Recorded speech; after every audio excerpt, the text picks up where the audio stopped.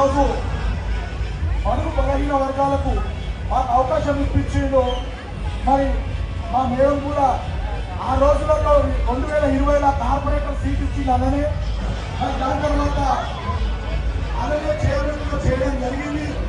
మరి మేము ఎన్ని జన్మలైనా కూడా రుణపడి ఉంటామంటే ఆ అమ్మవారి సాక్షిని కొట్టే చెప్తున్నా, ఎన్ని జన్మలైనా మీకు రుణపడి ఉంటామన్నా. ఎందుకంటే ఆ రోజు కాంగ్రెస్ పార్టీలో మీరు జాయిన్ చేసుకొని మాకు ఒక హోదా ఇచ్చారు సెక్రటరీగా. దాని తర్వాత ఒక అఫీషియల్ స్పోర్ట్స్ పర్సన్గా మీరు అవకాశం. మాజీ corporator Hyderabad market committee chairman Srinivas గారు, అదేవిధంగా ఈ ప్రాంతంలోనే సీనియర్ నాయకుడు, ఆయన జీవితం మొత్తం కూడా ఎన్నో దశాబ్దాలుగా ఈ ప్రాంత అభివృద్ధికి, ఈ ప్రాంత ప్రజలకి సేవకి అంకితం చేసిన ప్రియమిత్రుడు మల్లెడ్డి రంగారెడ్డి గారు, మరి మరో ప్రియమిత్రుడు సీనియర్ కాంగ్రెస్ నాయకుడు నారాయణ రెడ్డి గారు, మరి ప్రముఖ వ్యాపారవేత్త రమణ గారు వేదిక మీద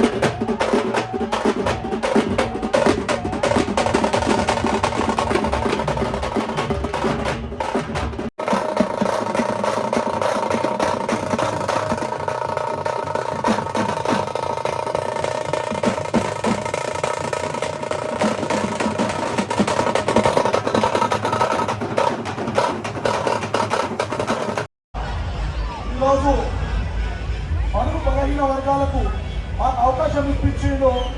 మరి మా మేడం కూడా ఆ రోజులలో 2020లో కార్పొరేటర్ సీట్ ఇచ్చింది అననే. మరి దాని తర్వాత అలాగే చేయడం జరిగింది. మరి మేము ఎన్ని జన్మలైనా కూడా రుణపడి ఉంటామంటే ఆ అమ్మవారి సాక్షిని కొట్టే చెప్తున్నా, ఎన్ని జన్మలైనా మీకు రుణపడి ఉంటామన్నా. ఎందుకంటే ఆ రోజు కాంగ్రెస్ పార్టీలో మీరు జాయిన్ చేసుకొని మాకు ఒక హోదా ఇచ్చారు సెక్రటరీగా. దాని తర్వాత ఒక అఫీషియల్ స్పోర్ట్స్ పర్సన్గా మీరు అవకాశం.